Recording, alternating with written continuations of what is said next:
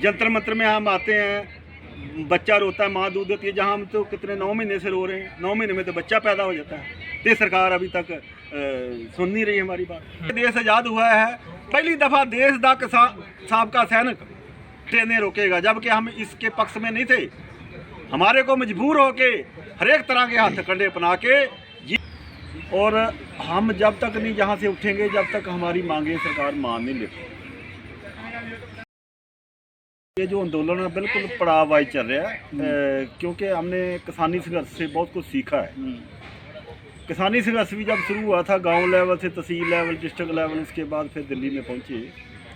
ऐसे हमने भी जो तैयारी कर रहे हैं पहले से ही, स्पेशली हमने दिल्ली पहुंचे 14 नवंबर 22 को, तब हमने यहाँ रैली किया, पूरे देश की साबका सैनिक जथेबंदियाँ आई। उसके बाद 20 फरवरी से कंटिन्यू धरना लगाया। और जब 20 फरवरी को कंटिन्यू धरना लगाया था, उस टाइम हमने यहाँ पर बैठ के एक कसम भी खाया था कि आप लोगों ने हमारे साबका सैनिक संघर्ष कमेटी के ऊपर इतना विश्वास किया है, इतना सहयोग दिया है, हम कभी भी गद्दारी नहीं करेंगे अपने साबका सैनिकों के साथ। और हम जब तक नहीं जहाँ से उठेंगे, जब तक हमारी मांगे सरकार मान नहीं लेती। कंटिन्यू धरना चल रहा। बीच में कई घटनाक्रम हुए, हमारे ऊपर भी ब्लेम लगने शुरू हुए। फिर हमने कोशिश किया क्यों ना एक फेडरेशन बनाया जाए, पूरे देश दी जथेबंदियों इकट्ठा करके 9 अप्रैल को मीटिंग किया, फेडरेशन बनाई। फेडरेशन बनाने के बाद जो फेडरेशन का प्रधान है वो भी कहीं ना कहीं, या तो मैं कहूँगा कि डर गया या फिर वेग गया सरकारी एजेंसियाँ। अभी हमने जो 20 फरवरी को कसम खाया था, उस कसम को निभाते हुए अभी भी हम डटे हुए हैं, अभी भी हम पीछे नहीं हट रहे, अभी हम पर्चों से नहीं डर रहे। संवैधानिक तरीके से शुरुआत हमने पहले डीसी लेवल को मेंबरों ने दिया, एमपी, राज्यसभा मेंबर, तहसीलदारों को, उसके बाद इकट्ठ भी दिखाया हमने। 23 जुलाई को बहुत बड़ा एक रैली किया, जो शायद मैं समझता कि जब से देश आज़ाद हुआ है पहली दफ़ा एक जेसीओ जवाना ने अपने बलबूते के उत्ते इतना बड़ा इकट्ठ किया था। इतना कभी इकट्ठ हम जब जनरल सतवीर की रैली में, डायरेक्टर फ्रंट में भी हम उस टाइम आते थे, नहीं देखा।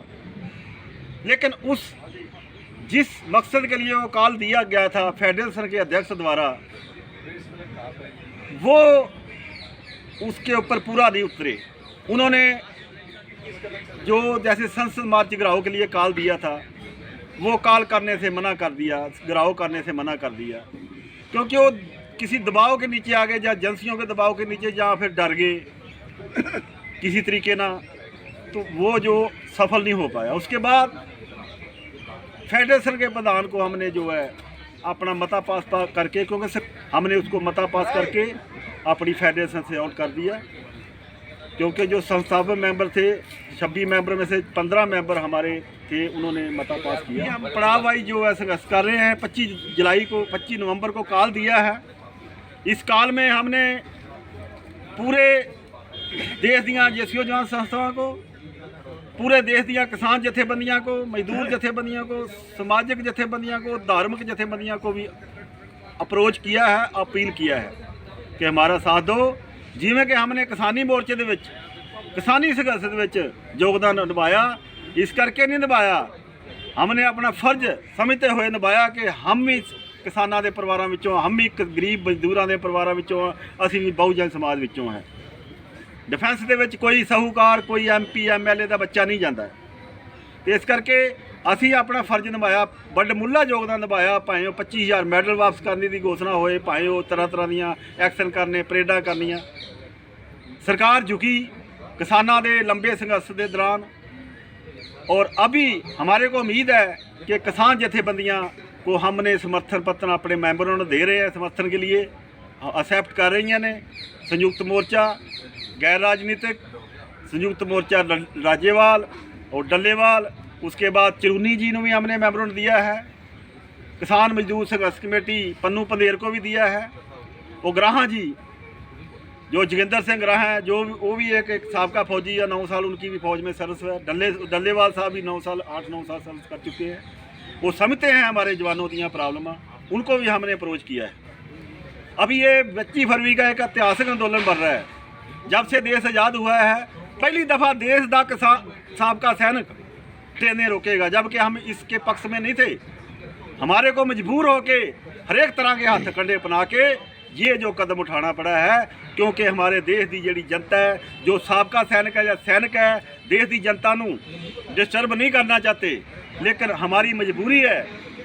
संवैधानिक तरीके से हमने हर एक तरह के हथ कंडे बना के देख लिए हैं और सरकारें नहीं झुकी।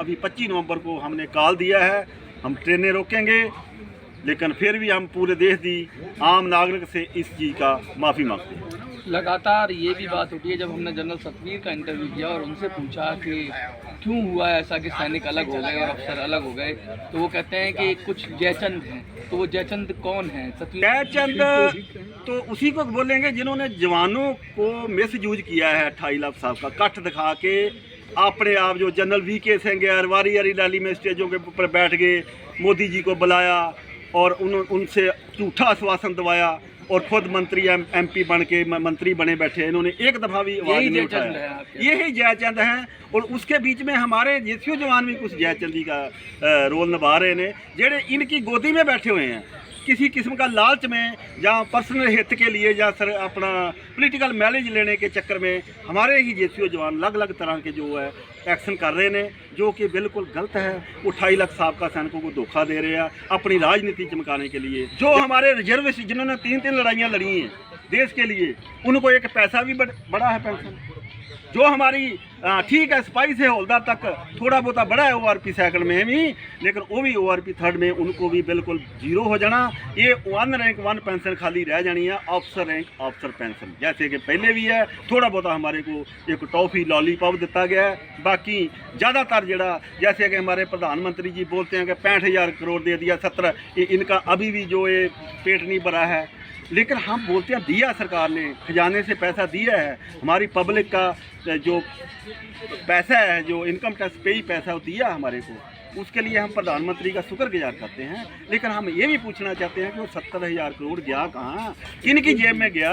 वो उनकी जेब में गया जिनको नहीं बंदरवाट भी नहीं बोलेंगे, ये उनकी जेब में गया जिनको एक्चुअली 1 रैंक 1 पैसा मिलना ही नहीं चाहिए था। कि सारी कमेटी के में एक पैरा उसमें रिकमेंडेशन थी कि उसमें एक क्वेश्चन पूछा गया था कि जो पैरामिलिट्री फोर्स है इनको क्यों नहीं 1 रैंक 1 पेंशन मिलना चाहिए। उसमें जवाब था सारी कमेटी का, उनको इसलिए नहीं 1 रैंक 1 पेंशन मिलना चाहिए क्योंकि वो 58-60 साल नौकरी करते हैं। तो फिर हमारा भी एक क्वेश्चन है कि हमारे अधिकारियों को 1 रैंक 1 पेंशन क्यों दिया? ये भी 55 साल 60 साल जो जनरल रैंक के हैं 60 साल के भी ऊपर आते हैं, 60 साल तक तो इनका बनता ही नहीं था, लेकिन जबकि उनको दे दिया। अभी बताओ आप जयचंद किसको बोलो ने, जिन्होंने JCO जवानों के कट दिखा के सरकारों को गुमराह करके अपने बेनिफिट लिए, वो जयचंद होंगे? जहाँ जो जवानों के लिए, जो शहीद परिवारों के लिए जिनको एक पैसा नहीं पेंशन बढ़ा, जो जंतर मंतर में कंटिन्यू बैठे हुए हैं 20 फरवरी से, वो जयचंद है। ये आप लोगों ने इसका सोचना है। जो आपके जो भी है देखने वाले चैनल को, उन्होंने कमेंट्स में डालना है कि एक्चुअली जयचंद कौन है। अब आगे का क्या करेंगे, कैसे आगे ले जाएंगे? देखिए, जैसे कि मैंने पहले बताया कि 20 फरवरी को हमने वहाँ पर बैठ के कसम खाया था कि आपने अगर संघर्ष कमेटी के ऊपर विश्वास किया है, हमारे का समर्थन दिया है, हम कभी भी आपके साथ विश्वासघात नहीं करेंगे जैसे कि जनरल सदीर ने किया है। हम पंजाब के वो सैनिक हैं, वो जैसे हमारे सूबेदार प्रगट सिंह बैठे हैं, 4 के 36 बटालियन सारागढ़ी जिन्होंने प्रदर्शन किया था, सारागढ़ी का जिसके ऊपर फिल्म भी बनी है। हाँ, उस जिसके ऊपर फिल्म। हमारे साथ ऐसे जांबाज सैनिक नया हरपाल है।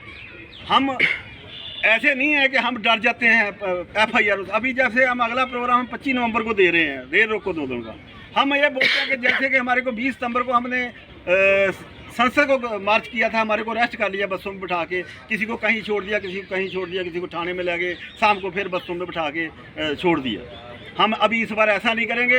अगर हमारे को अरेस्ट करना है, हमारे को पक्का तौर पर अरेस्ट करो, हमारे ऊपर FIR करो, हमारे को तिहाड़ जेल में डालो, लेकिन हमने अभी वापस करो में नहीं जाना। की बात नहीं। जैसे ही हम हमारे को कहीं ले जाएंगे, छोड़ देंगे, फिर दोबारा हम रेलवे ट्रैक के ऊपर आके बैठ जाएंगे। इसलिए हम अनिश्चित काल के लिए रेल रोको आंदोलन का दिया है फैसला। अब ये सरकार ने देखना है कि हमारी कोई ज़्यादा खास मांग नहीं है। हमारा अभी मेन यही है कि 3 रिटायर्ड जजों की कमेटी बनाया जाए, वो हमारा पक्ष सुने, वो हमारा जो भी सरकार को पॉइंट देंगे वो हमारे को माननीय होगा, चाहे वो हमारे नेगेटिव होए चाहे हमारे पॉजिटिव होए। लेकिन हमारे को इतना विश्वास है कि जैसे मैंने बोला कि जो शहीद परिवार है जिनके ऊपर राजनीति करते हैं हमारे देश के प्राइम मिनिस्टर, फौज के ऊपर राजनीति करते हैं, हमारी होर अफसर ਜਿਹੜੇ अफसर की गोदी 'ਚ बैठी हुई संस्थावां वो राजनीति कर रही ने, उनको भी मेरा एक अपील है, संदेश है कि एक्चुअली आप शहीदों के परिवारों के प्रति इतने संवेदनशील हो तो आओ उनको उनके बनते हक दिलाइए कि हमारे साथ आओ। अभी एक होने का मौका है 25 नवंबर, अभी नहीं तो कभी नहीं, क्योंकि उसके बाद चोन जाब्ता लग जाना है, उसके बाद कोई भी हम बड़ा एक्शन नहीं कर पाएंगे। लेकिन फिर भी हम यहाँ जंतर मंतर में डटे रहेंगे, क्योंकि हमने प्रण किया है जब तक हम मोर्चा जीतेंगे नहीं यहाँ से वापस नहीं जाएंगे। और चाहे कि इसके बाद हमारे को इससे भी बड़ा कोई कोर्स ऑफ एक्शन ना करना पड़े, चाहे हमारे को भूख हड़ताल में जहाँ जैसे इच्छा मृत्यु मांगनी पड़े, हमारे पास बहुत लोगों के वॉलंटियर जो नाम आ चुके हैं इच्छा मृत्यु की मांग करने वाले हैं। हाँ, जैसे हमारी कमेटी, जैसे हमारी कमेटी जो भी निर्णय लेगी, लेकिन इसके बाद फिर क्या करेंगे हम बताओ। हर एक तरह का हथकंड अपना के देख लिया संवैधानिक तरीके से। जंतर मंतर में हम आते हैं, बच्चा रोता है, माँ दूध देती है, जहाँ हम तो कितने 9 महीने से रो रहे हैं, 9 महीने में तो बच्चा पैदा हो जाता है, तो सरकार अभी तक सुन नहीं रही हमारी बात। तो इसलिए हमारे को तो कुछ ना कुछ आगे फर्दर करना है, जो हमारे को संवैधानिक तरीके से। हम राष्ट्रपति से भी इच्छा मृत्यु मांग सकते हैं, हम कहीं मरण वतन में कहीं बैठ सकते हैं, तो अगला जो भी हमारी कमेटी फैसला लेगी उसके मुताबिक बता दिया जाएगा।